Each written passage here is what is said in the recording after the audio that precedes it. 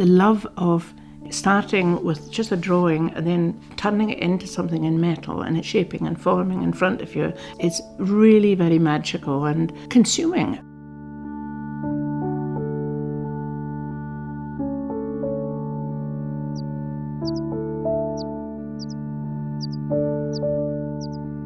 I grew up in Hawkshaw Head, which is a lovely headland that sticks out into the Pentland Firth.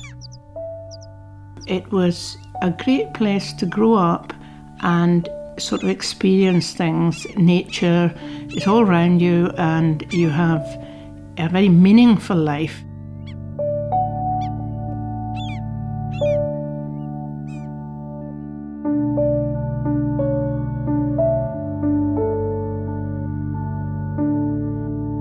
I was one of 6 of a family. Our grandfather on both sides of the family were stonemasons. Dad didn't get a boy till, way down the family, so I almost became the boy. I used to drive the little Fergie tractor and I was his right-hand person on the farm. I think that taught me lots of practical things, fixing things, mending things, how you look at things. And my mother was certainly very artistic. So we're a mixture of our parents, and we're very fortunate that they had the drive and energy, and we've all had to work for what we've got ourselves, which is a good thing because it allows you to find your own path.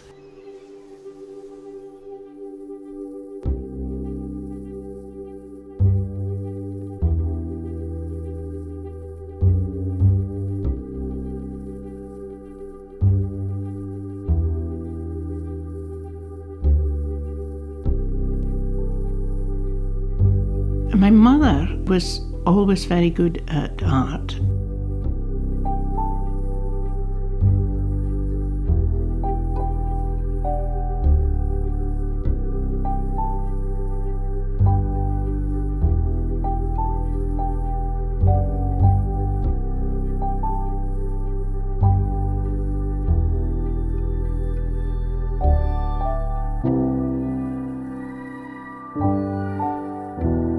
She encouraged us all to paint and draw, and I excelled in that, as did all the members of our family. The other sisters, Connie, Dorothy and Lila, they all went to art college. But I didn't go straight to college. I left school at 15, and it was only when Connie came back from college with one of her friends, Anna, I went out drawing with them. And Anna had inks, and I'd never seen inks before, and I just thought it was magical.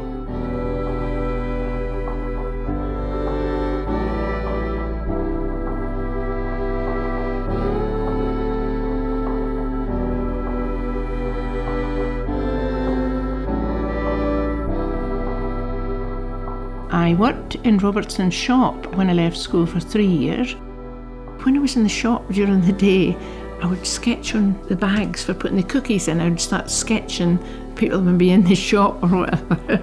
And one customer saw me drawing and she invited me to her house, and her name was Mrs. Banks. She said they'd lots of old things from all over the world in this room, and it was like going into an Aladdin's cave, all manner of fantastic things. So I used to set up still lifes, and there was a very old flagon.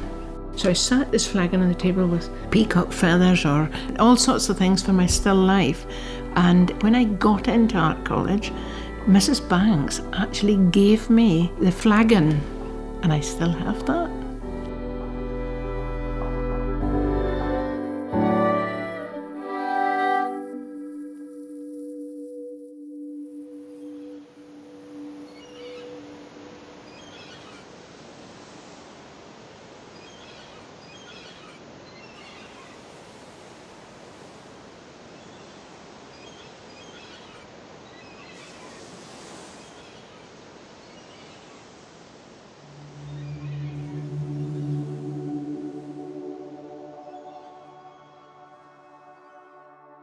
If you can imagine, in 1963, arriving in Edinburgh, I just loved every minute of it.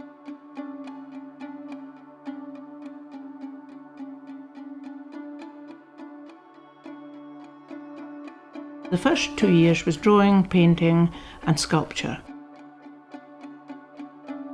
At the end of my first year, my sister and I went in the shop at Greyfriars Bobby because we loved all the stones and Scottish agates that was in the window. And we went in the shop, and I think her name was Mrs. Brown, and she said that we could join the lapidary club.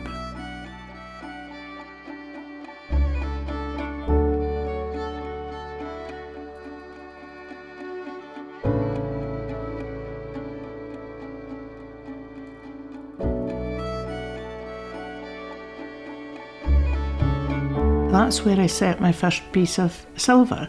I cut a piece of Iona marble and I set it in a ring.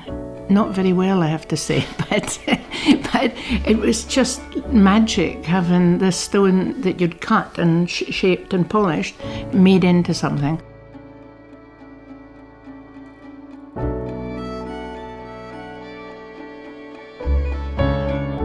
I was coming into the second year art college where you had to take a craft. I took jewellery, and the two things blended very well together. To supplement that, you had to take another craft, and I took fashion because I thought, well, I should have a knowledge of how the jewellery is to be worn.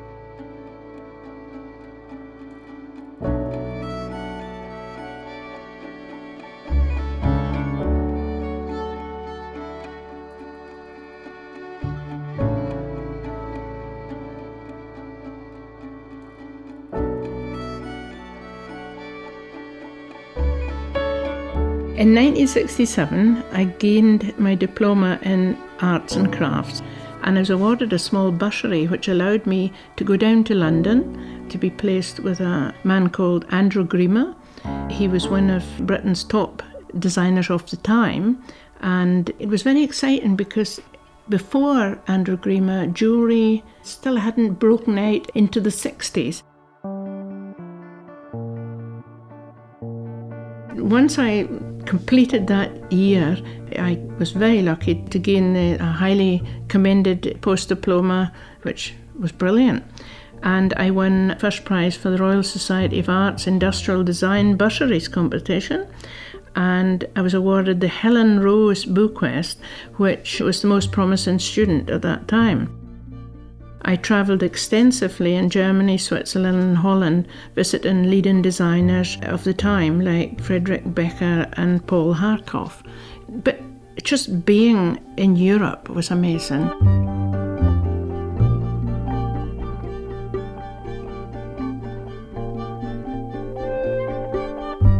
I came back from my travelling scholarship. I was lucky enough to get a job with a company called Curracraft, and they were a costume jewellery company.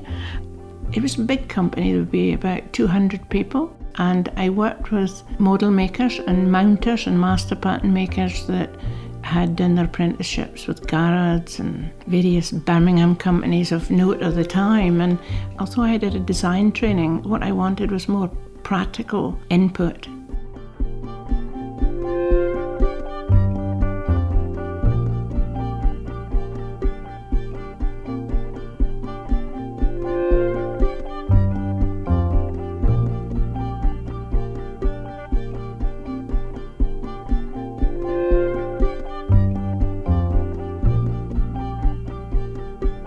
It was great to work alongside people in a really good workshop like that.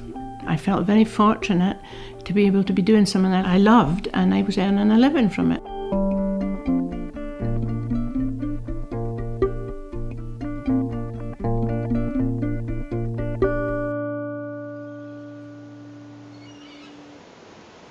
It was the swinging 60s and everything, wasn't it?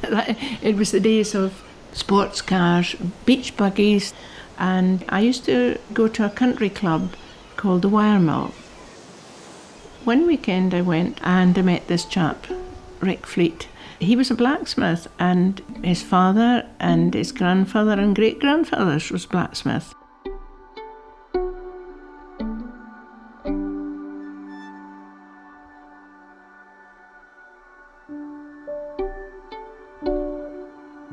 I suppose he was a blacksmith and I was a whitesmith, and that was it. We never looked back. We got together, and it was great to go to his forge at the weekends. And I even had a shot of welding, which he didn't think much of, but it was good fun. And Rick was a people person. He could get on with whoever he met. So I was very fortunate in that early days. I got to meet so many nice people.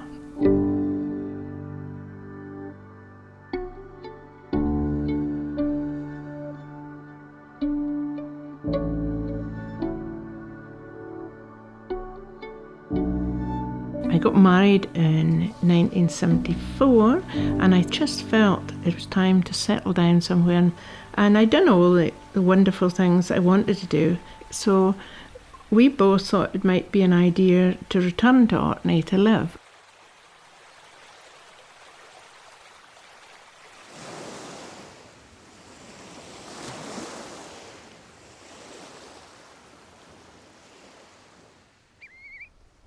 We bought a little house here, and this is still the premises I'm in today.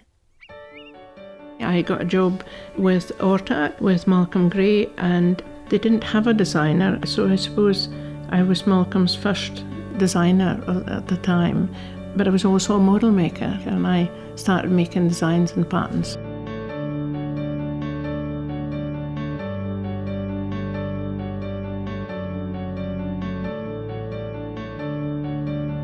I'd worked 21 years in industry, and I'd done my 5 years at art college.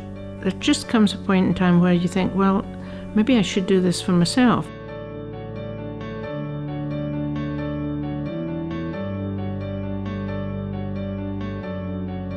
At the time, Rick wasn't very well, and it meant that I could be home with him and we'd do something together. So in 1993, with my husband and my son Martin, we started a small business, and after 1 year in business, we suddenly discovered we had orders coming in from all over Britain and everywhere. It was astounding.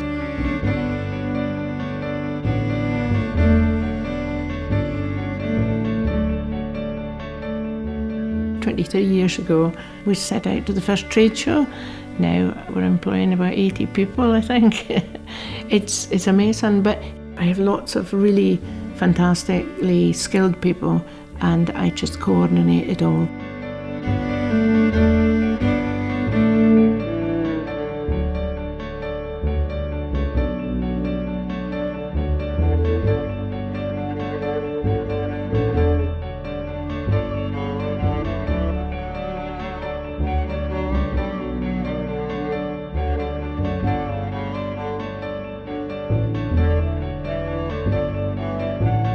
I always think running a company is like spinning plates. When one starts wobbling, you've got to go and make sure you spin it again, or like a conductor, you've got to keep everybody in the same tune.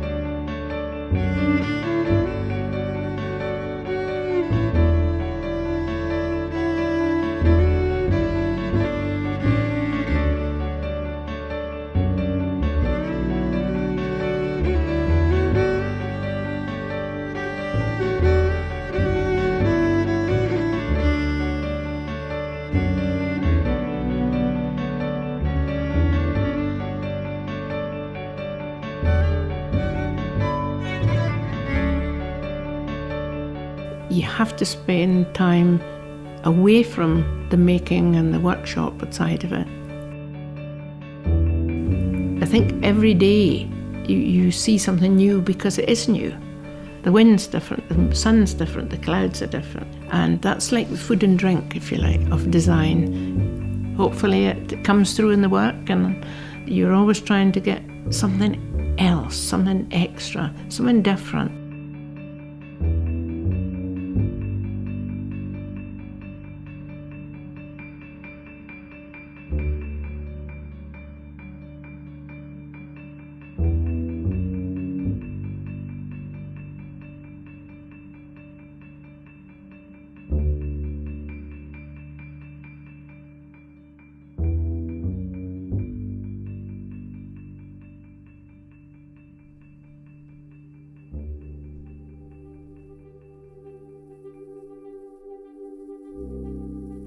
I got this letter and I was in the middle of the workshop and I opened it up and I thought, is this a hoax or something? And then I read on a bit and it said it was confidential, and I showed it to my husband and he said, get it filled in. I said, do you think it's real? And he said, it must be.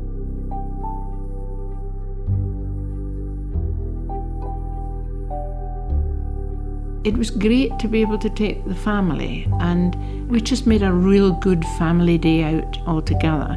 Getting in the taxi to go there, and then Buckingham Palace, it was quite fun to have that. We're all, it was just a magic moment, and we're all dressed with our hats and best outfits on. I think I had the easy job going up to get it, because they were just so nervous of me going up to get it. It'll be a memory, a very special memory, because that's probably the last thing that Rick and I went to, and he knew he was still well, because after he came back we discovered he'd got pancreatic cancer, and that was just not very good news to come back to. It just made that particular day really special, because he was so proud. He was just bursting with pride.